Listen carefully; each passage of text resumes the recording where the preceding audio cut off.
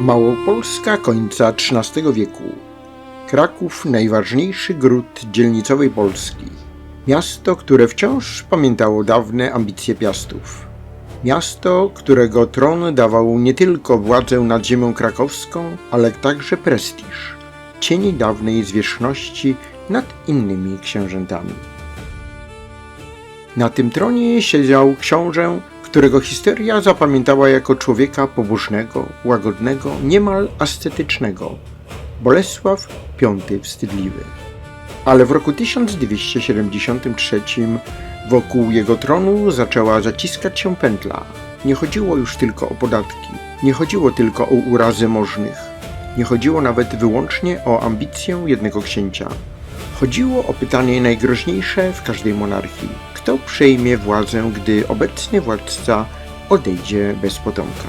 I właśnie wtedy w cieniu Krakowa, Ulkusza i śląskich interesów doszło do wydarzenia, które dziś jest prawie zapomniane. Do bitwy, która mogła zmienić układ sił w Polsce dzielnicowej.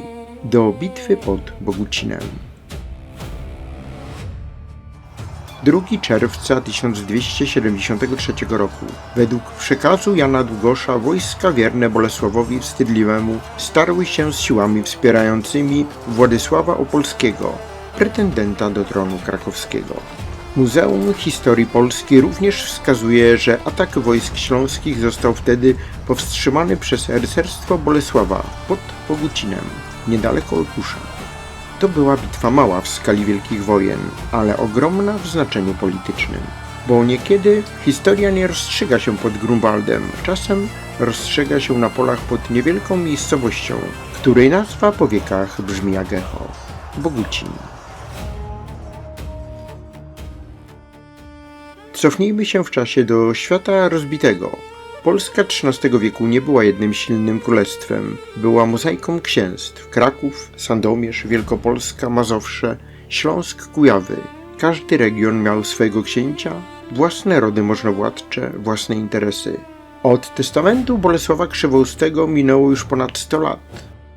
Idea senioratu dawno utraciła dawną siłę, a Kraków wciąż pozostawał nagrodą szczególną. Kto rządził Krakowem, ten mógł mówić, że stoi bliżej centrum dawnej monarchii Piastów. W 1273 roku księciem krakowskim i sandomierskim był Bolesław V Wstydliwy, syn Leszka Białego, mąż świętej Kingi, władca, który nie doczekał się potomstwa.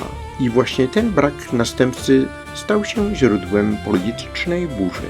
Bo tam, gdzie nie ma syna, pojawia się pytanie o dziedzica. A tam, gdzie pojawia się pytanie o dziedzica, tam natychmiast budzą się ambicje. Bolesław Wstydliwy miał wskazać jako swojego następcę Leszka Czarnego, księcia sierockiego. Dla części możnych małopolskich to decyzja była jednak nie do przyjęcia. W źródłach i opracowaniach pojawiają się informacje, że buntownicy chcieli wynieść na tron krakowski Władysława Opolskiego. Władysław Opolski nie był przypadkowym graczem. Był księciem śląskim, miał własne zaplecze, miał ambicje i, co bardzo ważne, mógł być wygodnym kandydatem dla potężniejszych sił politycznych. Bo nad tą sprawą unosił się jeszcze jeden cień. Cień króla Czech, Przemysława Otokarta II. Niektórzy historycy dopuszczają możliwość, że czeski monarcha mógł być zainteresowany zmianą na krakowskim tronie. W artykule Karoliny Suprenak cała próba wyniesienia Władysława Opolskiego na tron krakowski przedstawiona jest jako kwestia sporna, wymagająca ostrożnego badania przyczyn, uczestników i politycznego tła buntu. To ważne, bo Bogucin nie był tylko starciem rycerzy. To była bitwa o to, czy Kraków zostanie przy Bolesławie, czy stanie się elementem większej gry śląskiej, małopolskiej, a może nawet czeskiej. W każdej epoce władza księcia opierała się nie tylko na mieczu, ale też na lojalności możnych, a lojalność możnych bywała krucha. Wokół Bolesława narastało niezadowolenie. Część rycerstwa i elit mogła obawiać się Leszka Czarnego. Inni mogli liczyć na większe wpływy przy nowym księciu. Jeszcze inni patrzyli na Władysława Opolskiego jak na człowieka, z którym da się zawrzeć korzystniejszy układ. W przekazie Jana Długosza ważną rolę w buncie odgrywał Paweł z Przemankowa, biskup krakowski, To jeden z najbardziej kontrowersyjnych postaci polskiego XIII wieku. Duchowny, polityk, człowiek o ogromnych ambicjach, a jednocześnie bohater przekazów często nasyconych niechęcią. I tu trzeba powiedzieć uczciwie. Długoż pisał długo po tych wydarzeniach. Jego relacja jest bezcenna, ale nie wolno traktować jej bezkrytycznie. Współczesne opracowania podkreślają, że udział Pawła z Przemankowa i charakter całego buntu są przedmiotem dyskusji wśród historyków. Ale nawet jeśli część szczegółów pozostaje niepewna, jedno wydaje się jasne. W roku 1273 w Małopolsce doszło do poważnego kryzysu politycznego. I ten kryzys miał zostać rozstrzygnięty nie przy stole, nie na zjeździe, nie w spokojnych negocjacjach. Miał zostać rozstrzygnięty w polu. I teraz zaprzęgnijmy do działania naszą wyobraźnię. Śląskie rycerstwo rusza w stronę Małopolski. Być może jego celem jest Kraków. Być może zabezpieczenie drogi do Władysława Opolskiego. Źródła nie pozwalają nam odtworzyć całego marszu z dokładnością godzina po godzinie. Nie mamy kronikarskiego reportażu z pola walki. Nie znamy liczby wojsk. Nie znamy pełnego ustawienia oddziałów. Ale wiemy, że gdzieś w rejonie Bogucina, niedaleko Olkusza, doszło do starcia. Olkusz i jego okolice było ważne strategicznie. To nie była przypadkowa pustka na mapie. Przez te tereny przebiegały drogi łączące Małopolskę ze Śląskiem. Kto szedł ze Śląska ku Krakowowi, musiał liczyć się z tym, że zostanie zatrzymany właśnie gdzieś na tej trasie. Bolesław Wstydliwy, choć często przedstawiany jako książę łagodny i pobożny, w tej chwili musiał działać zdecydowanie. Nie mógł czekać, aż przeciwnicy podejdą pod Kraków. Nie mógł pozwolić, by bunt rozlał się szerzej. Nie mógł pokazać słabości, bo w świecie Piastów słabość księcia była zaproszeniem do zdrady. Dlatego zebrał wierne sobie siły rycerstwo krakowskie, ludzi lojalnych wobec jego władzy, tych, którzy rozumieli, że jeśli buntownicy wygrają, cała dotychczasowa równowaga może runąć. I wtedy dwie siły ruszyły ku sobie. Jedna niosąca hasło zmiany, druga broniąca istniejącego porządku. 2 czerwca 1273 roku. Pola pod Bogucinem. Możemy wyobrazić sobie poranek, kurz unoszący się nad drogą, konie niespokojne, bijące kopytami w ziemię, rycerzy poprawiających hełmy, pasy i rękawice, chorągwie poruszane wiatrem. Po jednej stronie ludzie Bolesława Wstydliwego, po drugiej przeciwnicy jego władzy, związani z kandydaturą Władysława Opolskiego. Nie wiemy, jak wyglądał pierwszy atak. Nie wiemy, czy bitwa zaczęła się od szarży ciężkozbrojnych, czy od potyczki straży przednich. Nie wiemy, czy walczono na otwartej przestrzeni przy drogach, na łagodnych wzgórzach, czy w terenie utrudnionym manewrami.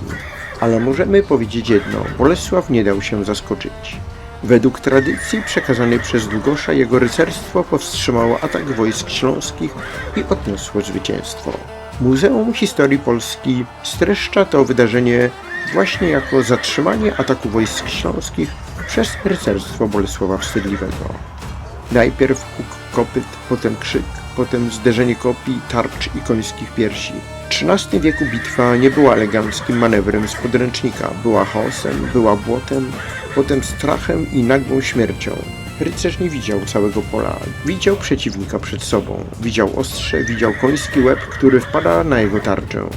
Słyszał modlitwy, przekleństwa i rozkazy ginące w hałasie.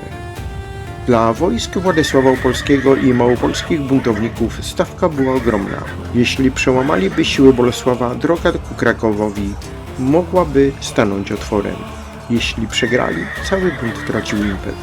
Dla Bolesława stawka była jeszcze większa. To nie była tylko obrona granic, to była obrona tronu, obrona autorytetu, obrona decyzji o następstwie po nim. W pewnym momencie szala walki zaczęła przechylać się na stronę księcia krakowskiego. Oddziały przeciwnika zostały rozbite, atak zatrzymany. Kandydatura Władysława Opolskiego, przynajmniej na ten moment, zdławiona mieczem.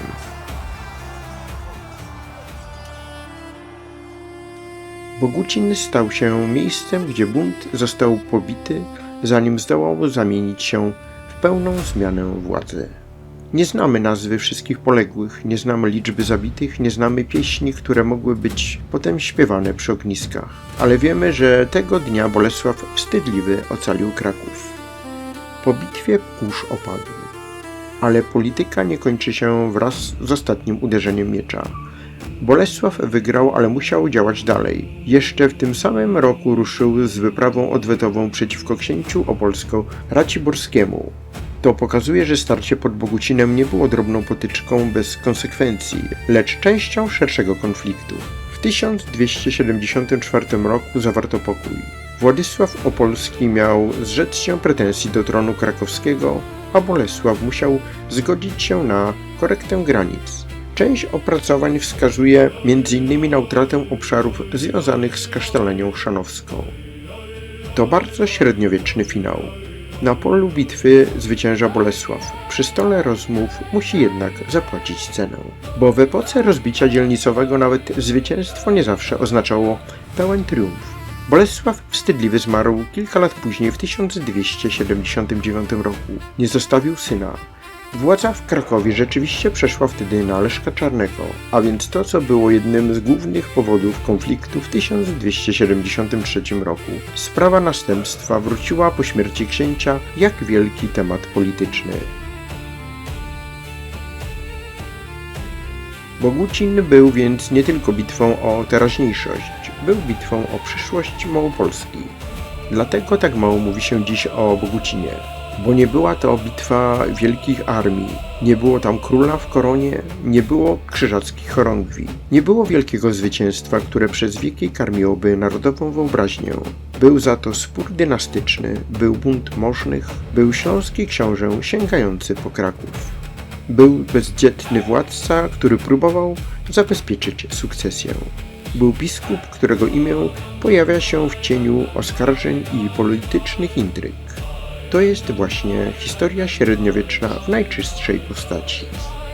Do usłyszenia w kolejnym odcinku.